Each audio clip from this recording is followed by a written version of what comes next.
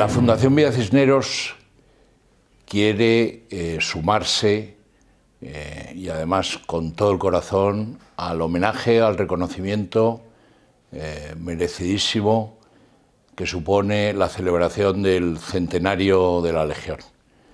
En este caso, la Fundación, además, toma su nombre como un homenaje a la ciudad de Villa Cisneros, ciudad del Sahara español, que está lleno de páginas de heroísmo y está en lo más profundo de la historia de la Legión. Villa Cisneros para nosotros simboliza el que no se arríe nunca más la bandera de España en ninguna ciudad española. Villa Cisneros fue el último sitio donde esto se hizo y nosotros queremos trasladar a la sociedad ese mensaje, ese simbolismo. La Legión, y en la celebración de este centenario es un momento buenísimo para recordarlo, tiene un credo que refleja realmente el espíritu en el que nosotros también nos inspiramos. Palabras como valor, honor, sentido del deber, sacrificio, esfuerzo, compañerismo, unidad, reflejan los motivos, la ilusión, el sentimiento, el ADN de la Legión. Y eso refleja también lo que la Fundación quiere trasladar a la sociedad. Yo creo que este es un momento muy oportuno para decir que si la sociedad española tuviese inculcado esos valores del credo legionario, nos iría mucho mejor a todos. Yo creo que es el momento de poner en valor, de decir alto y claro que los valores del credo legionario son unos valores de vida, son unos valores con los que vivir y dar ejemplo. La Fundación cree que, por lo tanto, hay una equiparación, ¿no?, entre lo que nosotros creemos y lo que ejemplarmente ha constituido el ADN de la Legión. En esta conmemoración y con este vídeo que ha hecho Luis Togores y que está a su disposición, van a ver claramente cuál es la historia de esta maravillosa institución. Y finalmente una reflexión personal.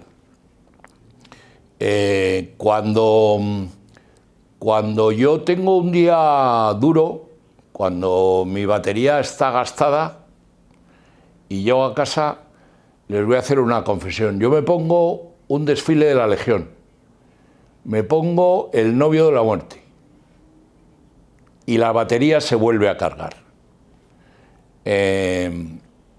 Bueno, esto no creo que lo sepa mucha gente, pero es verdad, lo saben en mi casa. Y si además ese desfile y esa canción del novio de la muerte termina con los 3 vivas que la Legión dice siempre, entonces las baterías rebosan de carga. Ese viva España, viva el rey y viva la Legión.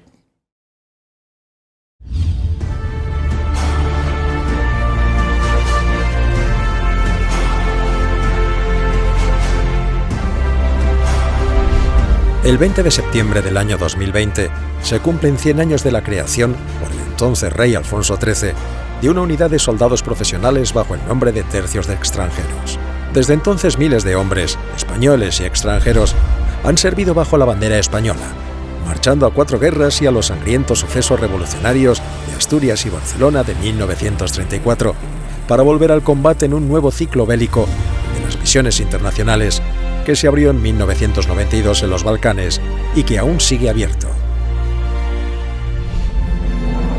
Los legionarios han estado en constante combate durante casi medio siglo, pagando con su propia sangre el enorme precio de más de 10.000 muertos y 35.000 heridos, recibiendo 30 laureadas y 254 medallas militares individuales, las condecoraciones que reconocen el valor heroico en el ejército español.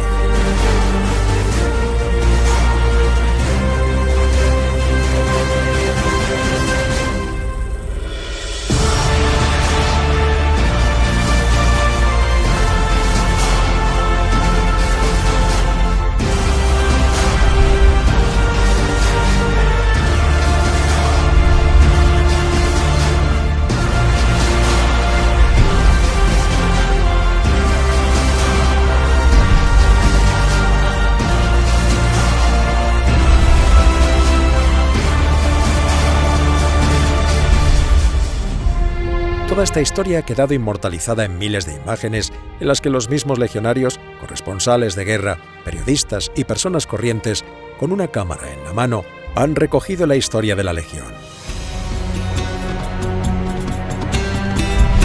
En 1920, el teniente coronel José Millán Astray y el comandante Francisco Franco comenzaron a organizar el Tercio de Extranjeros. El 20 de septiembre se alistó el primer legionario. Nacía oficialmente la Legión. A partir de esta fecha, los legionarios comenzaron a combatir sin parar durante 7 años en el Protectorado Español de Marruecos. En esta etapa tendrá la Legión a sus 3 primeros y más emblemáticos jefes: su fundador, el teniente coronel Millán Astray, Valenzuela, que morirá en el combate en Tisiasa, y Francisco Franco, para volver al mando del tercio al final de la guerra, el ya coronel Millán Astray.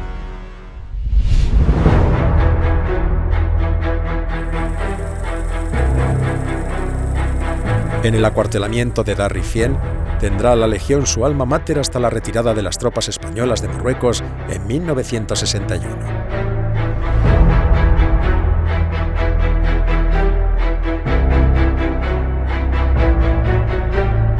Los legionarios pasarán por primera vez a la historia gracias a su fundamental papel en la salvación de Melilla como consecuencia del desastre de Anual en el verano de 1921. Cuando el tercio saldrá de la zona occidental del protectorado, haciendo una marcha forzada de 101 kilómetros que los llevará a Melilla para impedir la entrada de las jarcas rebeldes de Abd el-Krim en la ciudad. ¡Legionarios! De Melilla nos llaman en su socorro. Ha llegado la hora de los legionarios. La situación allá es grave. Quizá en esta empresa tengamos todos que morir. Legionarios, si hay alguno que no quiera venir con nosotros, que salga de la fila, que se marche. Queda licenciado ahora mismo. Legionarios, ahora jurad. ¿Juráis todos morir, si es preciso, en socorro de Melilla? ¡Sí, jurado! ¡Viva España! ¡Viva! ¡Viva el rey! ¡Viva! ¡Viva la Legión! Nada más llegar a Melilla, Millán Astray arengará desde la borda del vapor ciudad de Cádiz a los melillenses. Melillenses, os saludamos. Es la Legión que viene a salvaros. Nada temáis, nuestras vidas os lo garantizan. Los legionarios y todos venimos dispuestos a morir por vosotros. Ya no hay peligro. Los legionarios bajan a la carrera del buque y desfilan por la ciudad. Con la salvación de Melilla, la Legión pasará a la historia por derecho propio.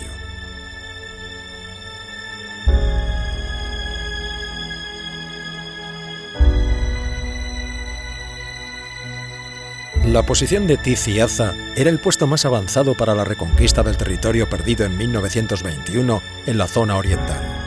En mayo de 1923, las arcas rifeñas empezaron a hostigar las líneas españolas. Tizi-Aza, en lo alto de una colina, es un bloqueo con apenas media docena de tiendas cónicas. Cada convoy a esta posición era una auténtica batalla a vida o muerte. El 4 de junio de 1923, la situación de su diminuta guarnición es desesperada. El teniente coronel Valenzuela, al frente de sus legionarios, va en su socorro. Mañana entrará el convoy en Tizi-Aza o moriremos todos, porque nuestra raza no ha muerto aún. Se inicia uno de los combates más duros en los que la Legión ha participado. Nadie da un paso atrás. Llueve plomo en el ataque. Valenzuela da orden de ataque a su cornetín. Paso de ataque. Suena el toque que invita a combatir. Legionarios a luchar, legionarios a morir. La muerte se adueña del campo de batalla. La posición es salvada, pero las bajas son enormes. Valenzuela, varios oficiales y 70 legionarios mueren en el socorro de Tizi-Aza.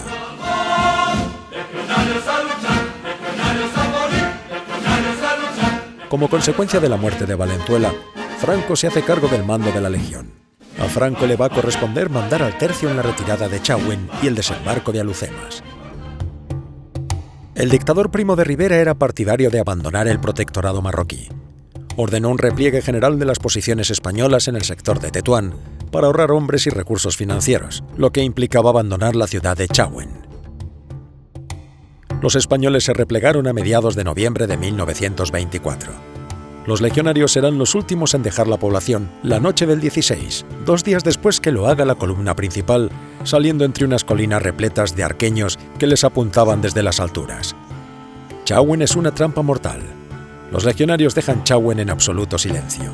Los arqueños no se dieron cuenta, hasta clarear el día, que habían sido engañados y que los españoles habían abandonado Chauen y llegado a la posición de Daracova. La legión no sufrió ni una sola baja. Primo de Rivera felicitó a Franco. Nadie ha luchado con más perseverancia y con más capacidad que este invicto jefe en las campañas de Marruecos. En la retirada de Chauen, Franco ganó su segunda medalla militar individual. Un año después, en septiembre de 1925, Primo de Rivera pondrá fin a la guerra eterna de Marruecos con el desembarco de Alhucemas.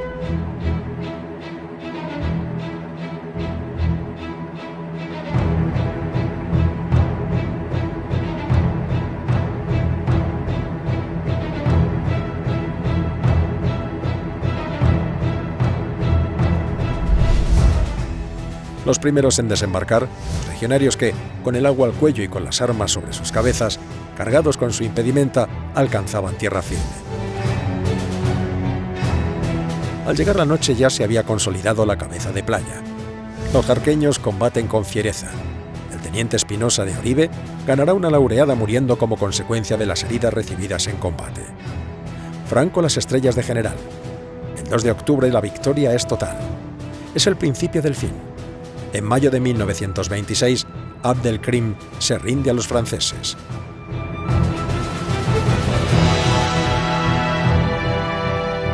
Unos meses antes, en febrero, el ahora coronel Millán Astray se había hecho cargo del mando de la Legión por segunda vez en sustitución de Franco, que ha ascendido a general.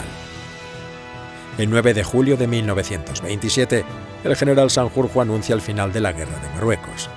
La campaña costaba a la Legión más de 2.000 muertos y más de 6.000 heridos.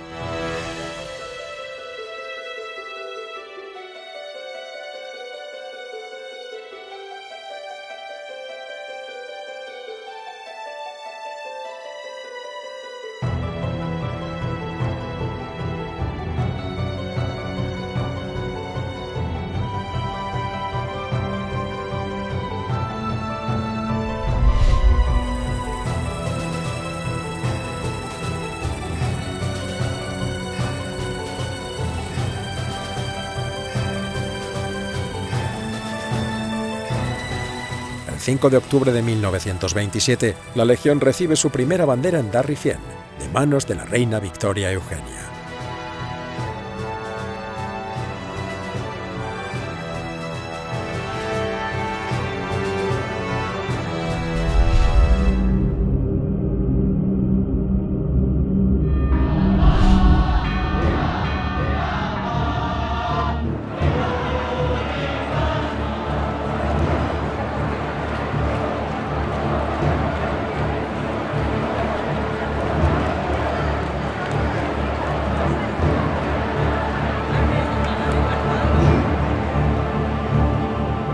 El 14 de abril de 1931 se proclama por segunda vez la República en España.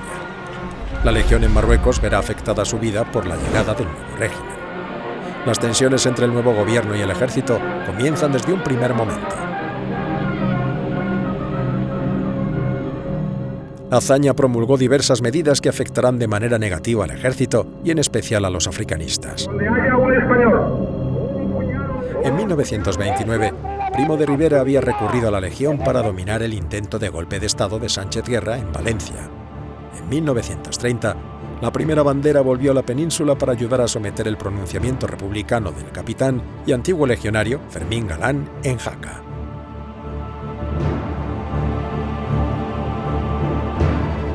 Durante la República, la segunda y tercera banderas fueron enviadas a Cataluña para abortar la proclamación del Estado catalán por el entonces presidente de la Generalidad, Luis Companys, en 1934.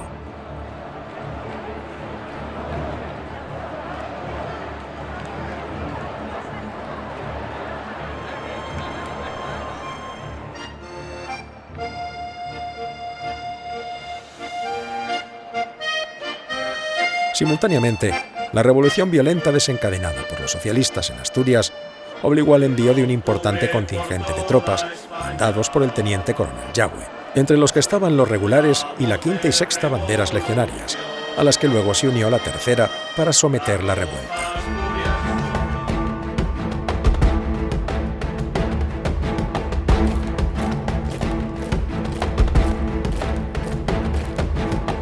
Los legionarios permanecieron en Asturias mucho tiempo. La revolución del año 34 provocó la muerte de más de 1.500 civiles, de 320 policías y soldados y de 35 sacerdotes. Oviedo queda prácticamente destruida, siendo muchos miles los revolucionarios que ingresaron en prisión. La sexta bandera regresó a África en abril, la quinta en mayo, y la tercera estuvo más de un año de guarnición en el Principado, regresando al protectorado en noviembre de 1935.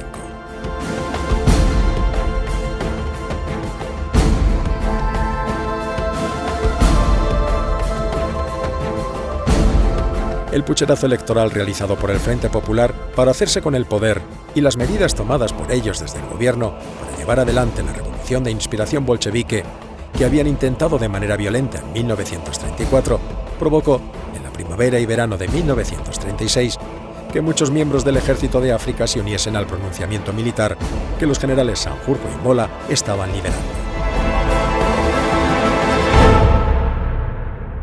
El asesinato del jefe de la oposición monárquica, Calvo Sotelo, por miembros del PSOE, que fue conocida por el Ejército de África durante la celebración de las maniobras estivales del Llano Amarillo, provocó que, con Yagüe y oficiales de la Legión al frente, el 17 de julio comenzase un levantamiento militar en Marruecos.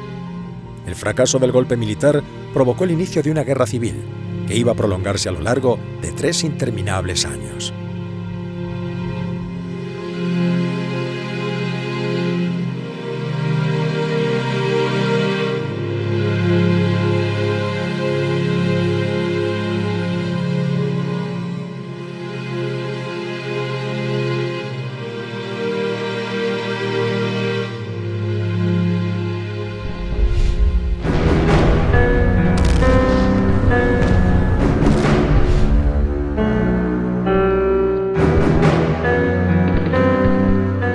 Las banderas de la Legión fueron empleadas como fuerzas de choque del Ejército Nacional. Sufrieron enorme cantidad de bajas participando en los combates y batallas más importantes de la guerra, a lo largo de la cual fueron creadas solo 19 banderas, pero que acumularía una cantidad enorme de bajas para un contingente de tropas tan reducido. La Legión estuvo siempre en los combates más duros, vertiendo sangre a raudales, al igual que hizo en Marruecos, siendo un ejemplo para los combatientes del bando nacional y una pesadilla para sus enemigos. Su forma rápida y agresiva de hacer la guerra creó un estilo traído del protectorado que la convirtió en la reina de los campos de batalla peninsulares.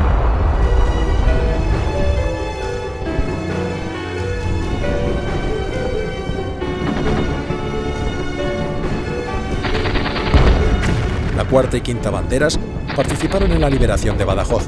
La 16ª compañía de la cuarta bandera de la Legión perdió a 76 de sus 90 legionarios y oficiales, cuando se lanzó al asalto en campo abierto sobre la Puerta de la Trinidad, para luego entrar combatiendo calle por calle, casa por casa en Badajoz, hasta la total ocupación de la ciudad.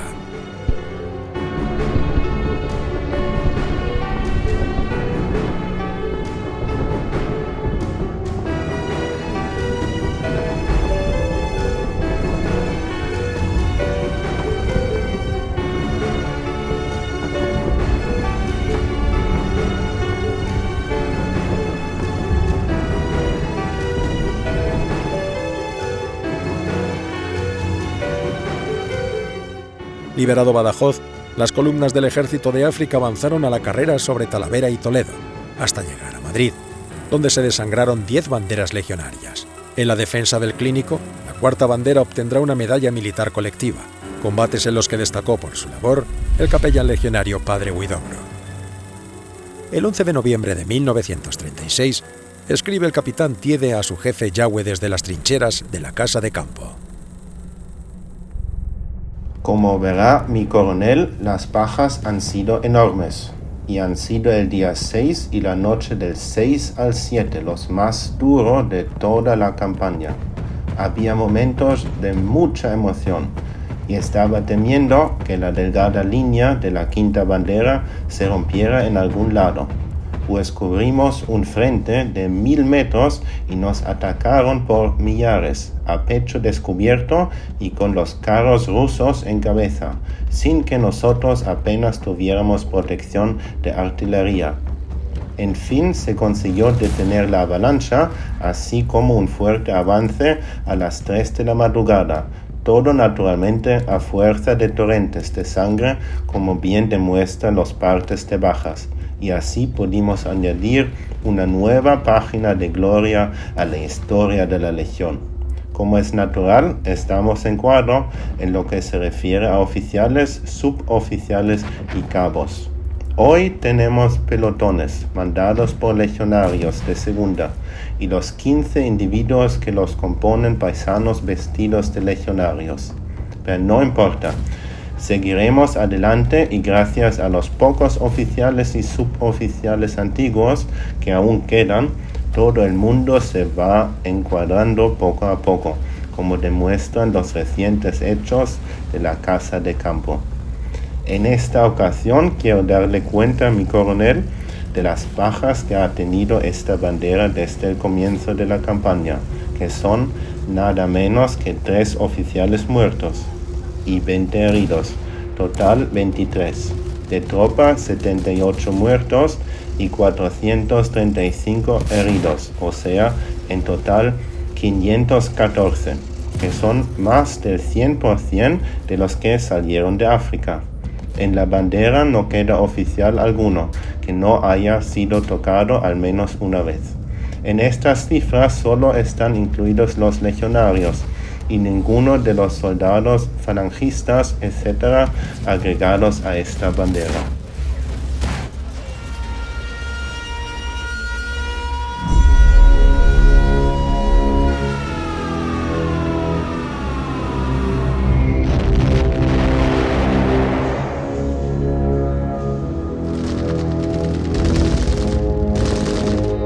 Después de la marcha sobre Madrid, los legionarios participaron en los diversos intentos de Franco de tomar la capital de España, siendo luego enviadas la segunda y tercera banderas al frente norte para liberar de su asedio Oviedo, siendo la tercera casi aniquilada. En estos combates el teniente Coloma, al frente de la 15ª compañía, ganó una medalla militar individual.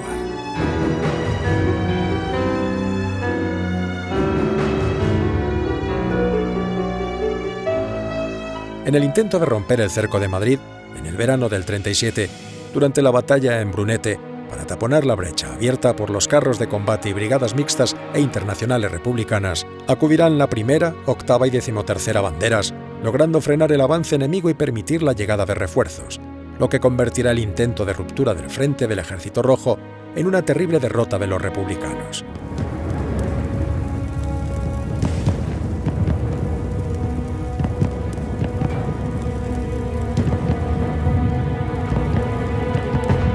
En Talavera se organizan las nuevas banderas, salvo la 15ª que nacerá en Zaragoza, en el verano de 1937, teniendo como germen la bandera Sanjurjo. En febrero de 1938, las unidades de carros de combate del Ejército Nacional son adscritas a la Legión bajo el nombre de Bandera de Carros de Combate de la Legión, dotada de carros Panzer I y de carros T-26 rusos, además de tanquetas BA-9 y UNL-35 capturadas al enemigo.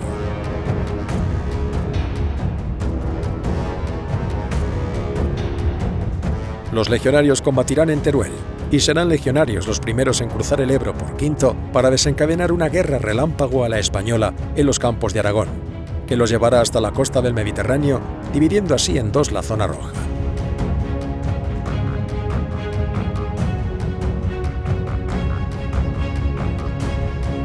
En estos primeros combates nocturnos para cruzar el Ebro, la 16ª compañía de la Cuarta Bandera, la de Badajoz, sufrirá el 70% de bajas.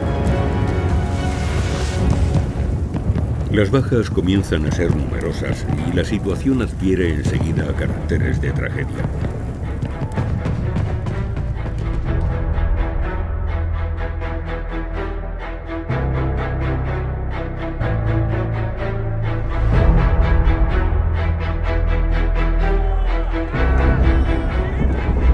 Al pelotón de ametralladoras que tengo en el flanco derecho, al mando de un sargento, se le inutilizan las máquinas y tienen que ser defendidas a tiros de pistola. Pero los sirvientes sucumben, todos menos uno, y a pesar de que casi es un recluta, defiende a sus compañeros y a las armas del ataque enemigo hasta que un grupo de la 8ª compañía acude en su auxilio, resolviendo la situación. Ha sido un caso de heroísmo verdadero. Cuando me ve me cuenta el hecho. Mi teniente, me vi solo y los tíos carotas me querían quitar las máquinas, pero no lo han conseguido porque les he hecho comer tierra a un montón de ellos. Le pongo los galones de cabo y le propongo para la medalla militar individual que al poco le conceden. Su valor continuado provoca que pronto ascienda a sargento y prosigue su camino de heroicidades hasta que en la ofensiva a Cataluña, perteneciendo a la 7ª compañía, halla heroicamente la muerte. Se llamaba Hernán Pérez Pinto. Con aspecto de gitano, alto y muy moreno, era uno de los nuevos legionarios que, con una indiferencia asombrosa, se batían como valientes.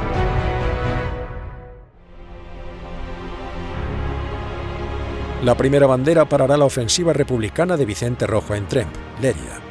La tercera bandera, durante la batalla del Ebro, llegará a perder todos sus mandos, quedando solo un capitán y 2 tenientes para mandar toda la unidad. El Ebro, la batalla más larga y sangrienta de toda la guerra civil, obligará a llevar hombres a todos los frentes y la Legión volverá a darlo todo. Sus bajas son enormes. Se ofrece a presos rojos salir de los campos de prisioneros para ingresar en la Legión. Yagüe pregunta sobre estos nuevos legionarios al jefe de la 4ª bandera, Carlos Iniesta. ¿Qué tal eso, Rogelios? Mi general, me da usted a mí menos, igual o más categoría que a cualquier comisario político del Ejército Rojo. Yo le doy más a usted. De su comportamiento no puedo ni preciso pedir más. Son francamente formidables. En la Legión se cumplía a rajatabla lo que lanzaba a los 4 vientos la canción del legionario. Cada uno será lo que quiera. Nada importa su vida anterior. Pero juntos formamos bandera que da a la Legión su más alto valor.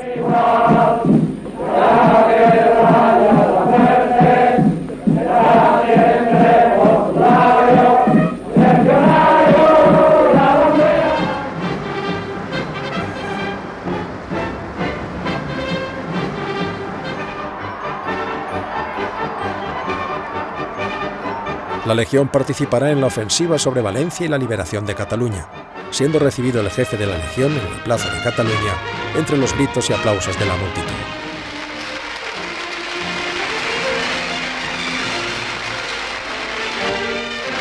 Entre entusiastas aplausos, el jefe del Estado llega al Paseo de la Castellana. Tras la rendición de Madrid, el 19 de mayo de 1939, se celebró en Madrid el gran desfile para conmemorar la victoria y el final de la guerra. Desfilarán la 5ª y la 12ª bandera, más la 10ª que desfiló motorizada en unión de la agrupación de carros de combate de la Legión. Había llegado la paz.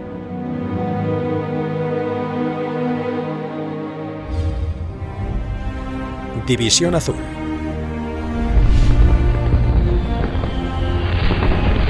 La gloriosa división lucha en primera línea y presta un servicio inestimable a Europa y a la civilización occidental, combatiendo al comunismo enemigo sin importarle las inclemencias de la temperatura ni la dureza del terreno. El 1 de abril de 1939 terminaba la Guerra Civil y solo 5 meses después comenzaba la Segunda Guerra Mundial. España permaneció fuera de la guerra hasta que, en el verano de 1941, la Wehrmacht desencadenaba la Operación Barbarroja, el inicio de la invasión de la Unión Soviética. España organizó una división de voluntarios, reclutados entre civiles y militares, para ir a luchar contra el Ejército Rojo de Stalin.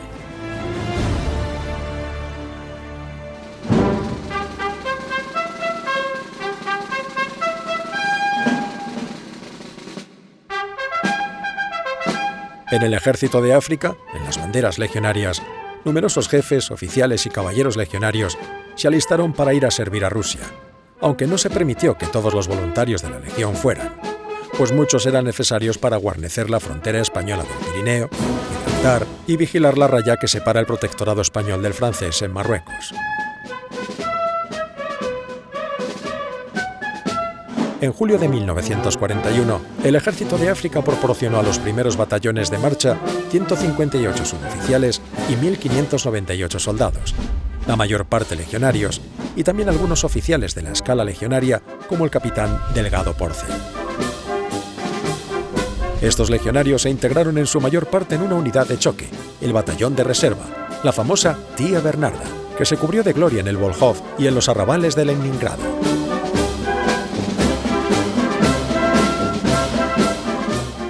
La División Azul es una de las unidades sobre la que más testimonios escritos tenemos, debido a que entre sus voluntarios muchos eran hombres con estudios, que nos han legado numerosos testimonios escritos y libros de memorias. En este legado son muy escasos los escritos de caballeros legionarios, dada que, por su condición de soldados profesionales, su afición a la escritura era inferior a la de los jóvenes falangistas, muchos de ellos universitarios, alistados para combatir el comunismo en Rusia. En uno de los pocos diarios escritos por un joven legionario, cuando iba camino de Alemania, podemos leer: A mi lado, oí entonar con voz cascada una canción.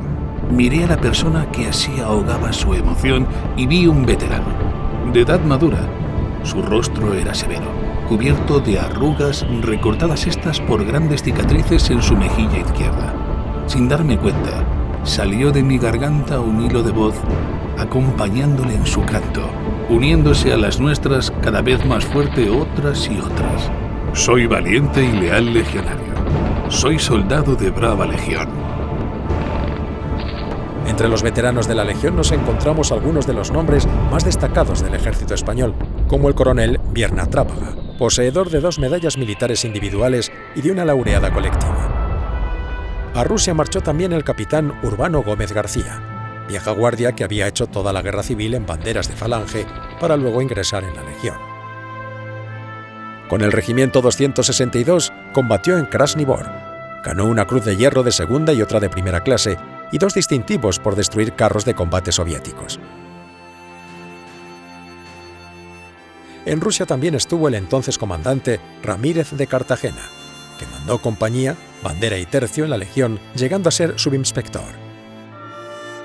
Oficial de la Legión fue Jaime Milans del Bosch, de la 7ª Bandera, medalla militar individual y laureado colectivo como defensor del Alcázar. Entre los laureados individuales legionarios de Rusia nos encontramos nombres como el de Serra Algarra, que sirvió en la 8ª Bandera, José Orozco o el capitán Jesús Andújar, que sirvió en la 5ª Bandera durante la guerra, donde ganó 2 medallas militares individuales, siendo propuesto para la laureada y no pudiendo ganar una 3ª medalla militar en Krasny Bor por tener ya 2. Muchos fueron los divisionarios que al regresar a España sirvieron en la Legión, como Juan Serrano Ramírez de Berguer, o el capitán de infantería Jaime Farré, medalla militar, vieja guardia, Cruz de Hierro y poseedor del distintivo de ataque a la bayoneta.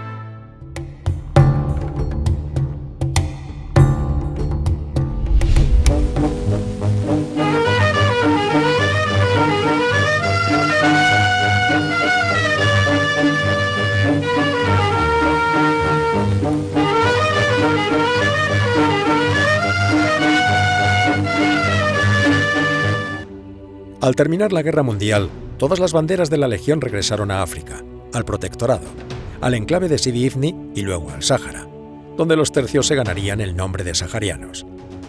En 1945 fueron suprimidas 7 banderas, quedando la Legión reducida a 3 tercios, con los nombres de Gran Capitán, Duque de Alba y Don Juan de Austria. Acuartelados en Tahuima, Darrifien y Larache, respectivamente.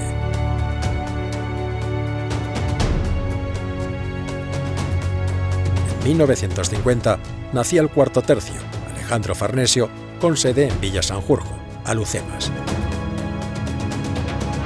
El regreso del sultán Sidi Mohamed Ben Youssef a Marruecos tras el destierro impuesto por las autoridades coloniales francesas puso en marcha la máquina de la independencia en el Magreb.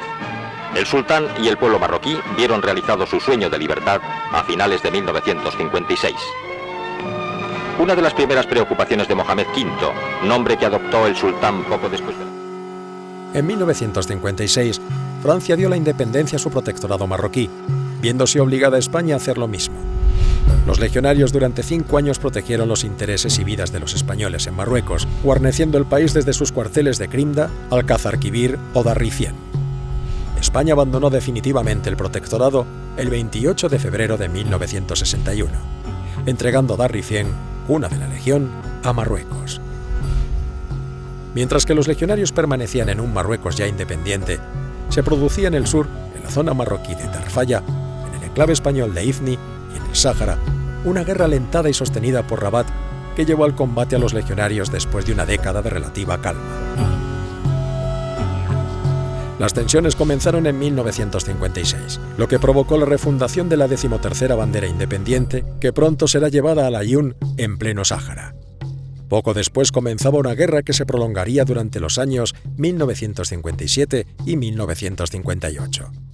En ella las banderas de la Legión llevaron el peso de los combates junto con las tropas nómadas, policía indígena y las recién nacidas banderas paracaidistas. En junio de 1957, la cuarta bandera llega al Sáhara. En enero del 58, la sexta y novena. Los legionarios construyen y adecentan cuarteles en el Aaiún, Villa Cisneros, en Fuerte Chacal, cerca de Chera, y en Sidi Ifni, y guarnecen posiciones en pleno desierto. Patrullan por el Sahel a pie, en sus viejos camiones Ford, arrastrando sus Mauser de cerrojo, con uniformes saharianos, pantalones cortos y siroquera. Desde el comienzo de la guerra, la Legión acumula bajas. En la primera descarga cayeron algunos hombres de la vanguardia, pero la reacción fue rápida. Pie a tierra, los legionarios de la cabeza contuvieron con su fuego a los asaltantes cuyo objeto era apoderarse del convoy.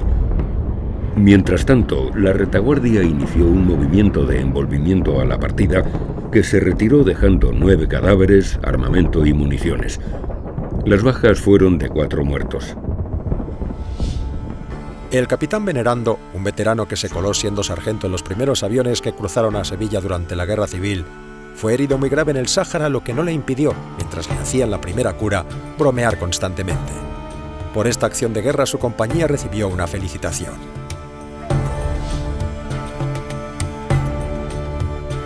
Es mi deber hacer especialísima mención del capitán de la 13 Bandera de la Legión, don Venerando Pérez Guerra, que mandaba las fuerzas de la columna, de quien os transmito el último parte recibido, herido ya de gravedad desde los primeros momentos de la acción. A 2 kilómetros entrada Dunas, convoy fuertemente atacado por bando rebelde. Se repelió ataque y se contraatacó, haciendo al enemigo numerosas bajas. ¡Viva España! El estilo lacónico y militar del citado parte, redactado como un acto rutinario del servicio, como corresponde al credo legionario, nos ahorra todo comentario. Fallecido a consecuencias de sus heridas, su sacrificio no será baldío, porque nos deja ejemplo de su conducta heroica, de su serenidad ante el peligro, de su acierto y de su decisión de no abandonar el mando en ningún momento. Virtudes que ha demostrado plenamente como oficial legionario y como español. Que a todos nos sirva de ejemplo.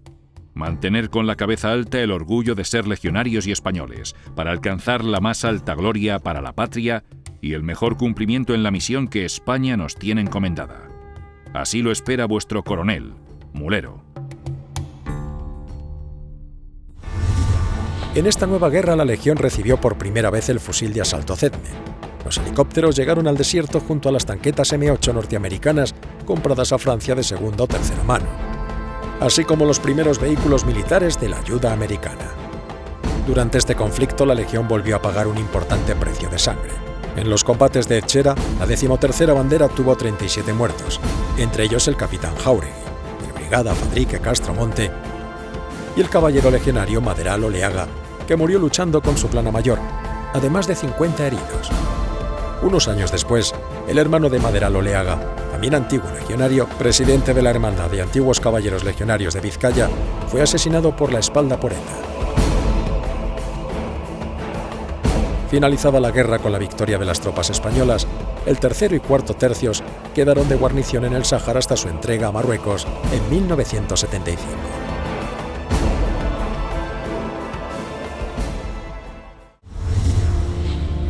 La guerra terminó, pero la Legión siguió patrullando por el Sáhara. En el Aaiún y en Villa Cisneros, los tercios saharianos desfilaban a pie y en Land Rover. a bordo de jeep de la ayuda norteamericana o en los viejos Trumpy. Pronto les llegarán los vehículos franceses Panhard, que se convertirán en emblemáticos de los tercios saharianos.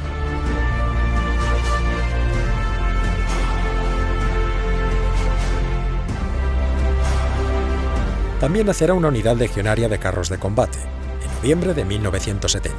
La compañía Bacali, adscrita al tercer tercio y dotada de 18 carros franceses AMX-30, que toma su nombre del teniente Daniel Gómez Pérez, que ganó una medalla militar individual durante la Guerra Civil en la bandera de carros de la Legión. Esta unidad será cuartelada en Sidi Bouya, en el Ayoub. No era esta la primera vez que la Legión tenía carros de combate. Durante la Guerra Civil, junto a las 10 y 8 banderas con que contó la Legión, hubo otra bandera, la bandera de carros de combate de la Legión, dotada de carros de combate Panzer I y de carros T-26 rusos capturados a los rojos, y con tanquetas BA-9 y UNL-35, también de procedencia enemiga, que serían el embrión de las primeras y elementales fuerzas acorazadas españolas.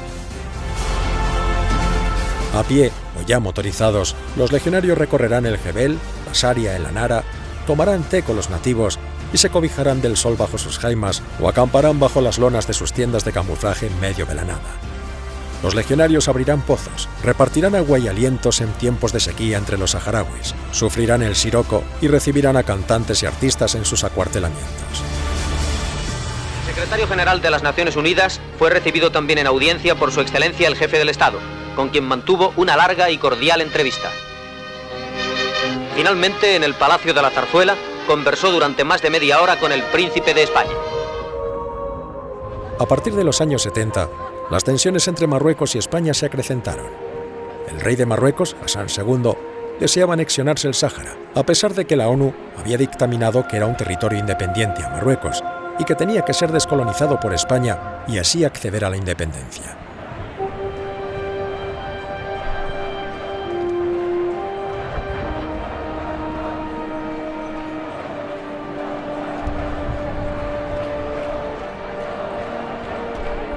Al igual que había ocurrido en los años 50, de nuevo Marruecos volvió a crear grupos insurgentes en el Sáhara con la intención de provocar a las Fuerzas Armadas españolas y poder anexionarse, como de hecho haría, el hasta entonces Sáhara español. Ifni había sido entregado a Marruecos en 1969 y el Sáhara se había convertido en provincia española de ultramar en 1958 en un intento sin sentido de conservar el territorio junto a sus pesquerías y minas de fosfato de Bucra, dada su proximidad a las Islas Canarias. Dado los cada vez más graves incidentes con la población del territorio y la poca fiabilidad de las tropas saharauis, de la policía indígenas y de tropas nómadas, la Legión se convirtió en el principal baluarte de la españolidad de la entonces provincia española del Sáhara. En 1974, comenzó Hassan II a presionar a las autoridades españolas del Sáhara. Varias unidades marroquíes se situaron en la frontera en actitud amenazante, por lo que el tercero y cuarto tercio toman posiciones frente a ellas. Comenzaba una guerra no declarada que provocó bajas entre los legionarios. La Legión, en boca del coronel Mariñas, jefe del cuarto tercio, pidió responder con un ataque preventivo, pero sin resultado.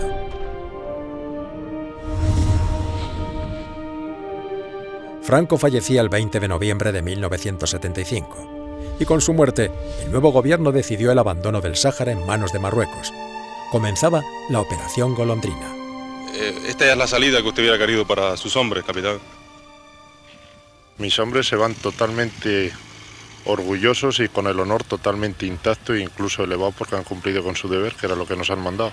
A lo mejor yo personalmente podría preferir otras salidas, pero desde luego mis hombres salen con el honor más alto que pueden encontrar.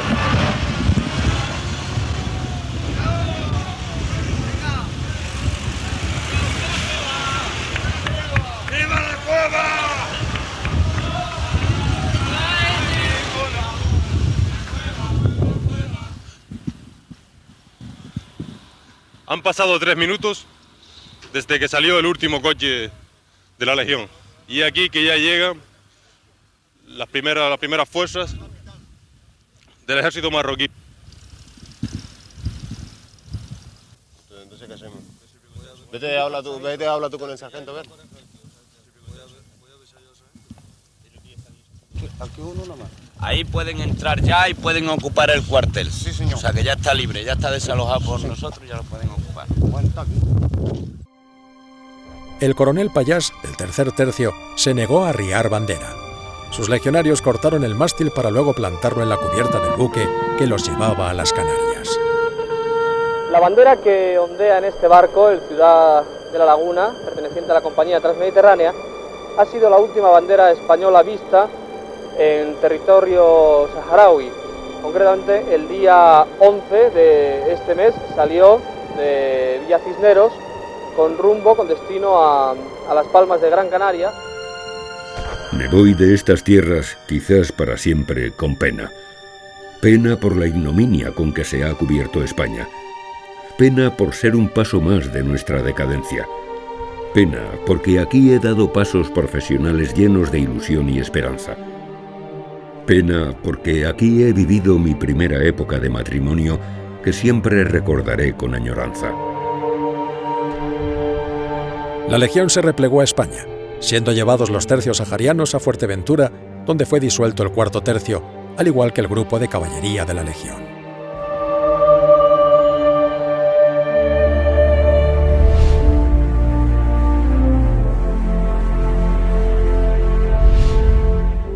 En 1975, España abandonó sus posesiones del Sáhara, siendo enviados los legionarios a cuartelamientos en Ceuta, Melilla, Fuerteventura y luego Ronda y Almería.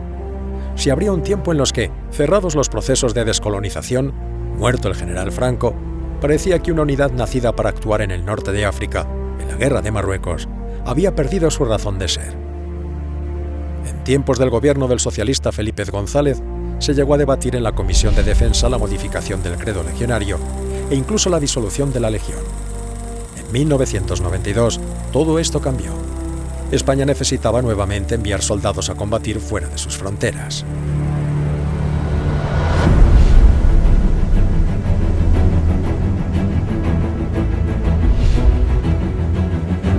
En 1990 nacía la FARC, Fuerza de Acción Rápida, en la que la Legión sería una de sus unidades fundamentales. En 1992, el Consejo de Seguridad de la ONU pidió a España que se incorporase a la fuerza internacional que iba a ser enviada a los Balcanes. Llegaba de nuevo la hora de la Legión. La Legión, aunque había cambiado su forma de reclutamiento, seguía siendo a los ojos de la sociedad española una fuerza de choque, por lo que sus integrantes eran los idóneos para ir a un nuevo escenario de guerra fuera de las fronteras españolas.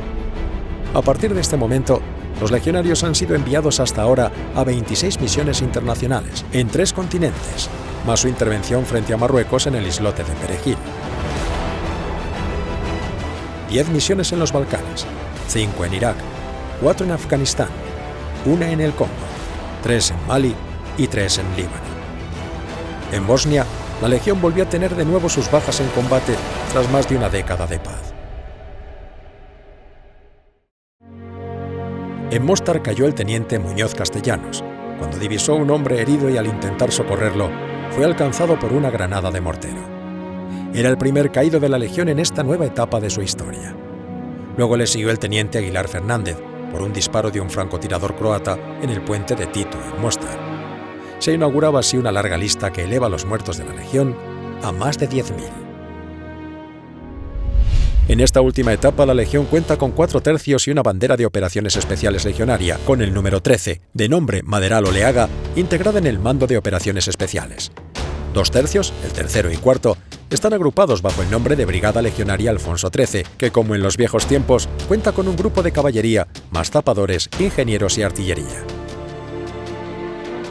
En estos años, muchas han sido las acciones de guerra, casi ninguna conocida por la sociedad española, en la que han brillado los legionarios. Durante los durísimos combates en Nayaf, la compañía Millán Astray tenía como misión meterse en la boca del lobo, en la sede del mártir Saad, donde se guardaba un arsenal de armas, existía una checa y un tribunal islámico ilegal. Los legionarios se preparan. Salen de su base cantando El novio de la muerte. Reciben disparos y sin problemas desarman a los agresores.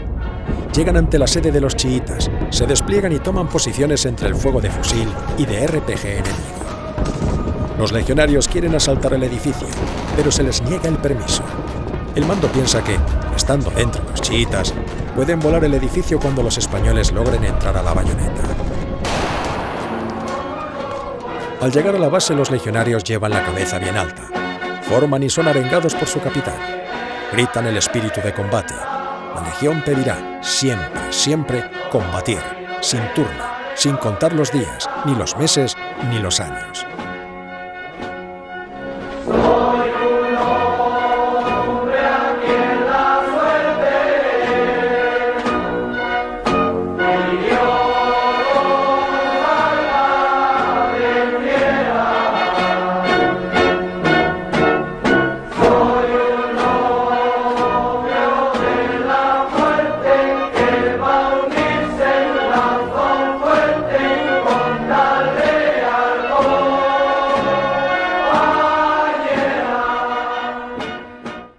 Se llama Manar Ben Akib Flamiludi, es cabo de la Legión de Ceuta con valor reconocido por su participación en un enfrentamiento con fuerzas hostiles. La cabo Manar respondió con fuego a una emboscada enemiga en un puente de Diwaniyah, en Irak, el 3 de abril de 2004, mientras llevaba a cabo una patrulla de reconocimiento. En Irak, los legionarios ganaron 14 cruces rojas al valor en combate. La legión ha cambiado en apariencia, pero el fondo continúa siendo igual, fiel al credo legionario que hace ya 100 años escribió su fundador. En el verano de 2006, la séptima bandera, Valenzuela, es enviada al Congo. La situación es de preguerra, durante las elecciones que enfrentan a los partidarios del presidente Kabila con los de su vicepresidente Bemba. Los legionarios patrullaban sin descanso por Kinshasa. Reciben la orden de realizar una misión de interposición. Nuestra compañía recibió orden de municionarse y equiparse para desarrollar una misión de interposición entre ambos bandos, para poner fin a una situación que ya se había cobrado la vida de decenas de civiles y militares. A las 18 horas del 21 de agosto, la compañía se desplegó a lo largo de la avenida 30 de junio, principal arteria de la ciudad, situándose en medio del fuego cruzado de ambos bandos, que armados con ametralladoras, morteros, lanzagranadas, carros de combate y fusilería, desencadenaron la jornada más peligrosa de la capital congoleña. Durante la intervención, uno de nuestros BMR fue alcanzado por el fuego de los adversarios. Los legionarios reaccionaron con extraordinario valor.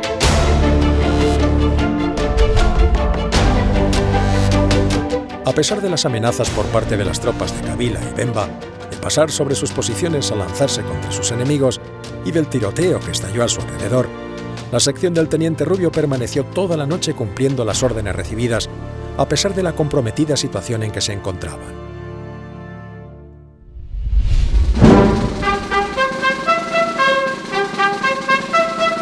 En los últimos años, no solo la Legión ha intervenido en el extranjero en misiones internacionales. En julio del 2002, tropas marroquíes invadieron territorio español, el Peñón de Perejil. Desde Ceuta son enviados en helicóptero legionarios del Tercio Duque de Alba, de la Cuarta Bandera, para fortificar el islote en prevención de lo que pueda ocurrir. Manda la fuerza el comandante Santa Creu y los capitanes Armada y Navarro.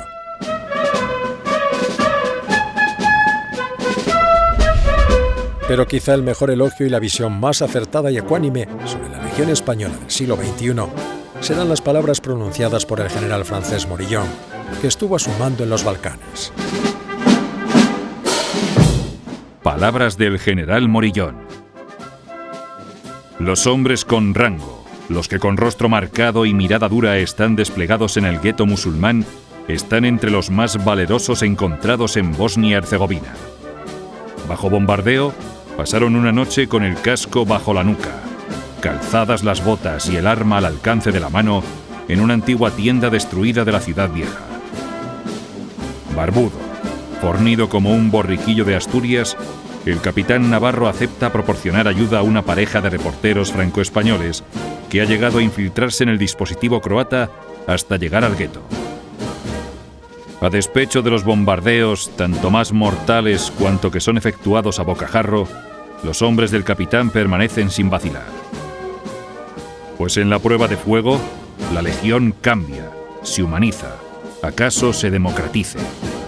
Se descubre detrás de los rudos rostros de los legionarios unos europeos completos, un poco perdidos, pero siempre dispuestos a compartir con el prójimo.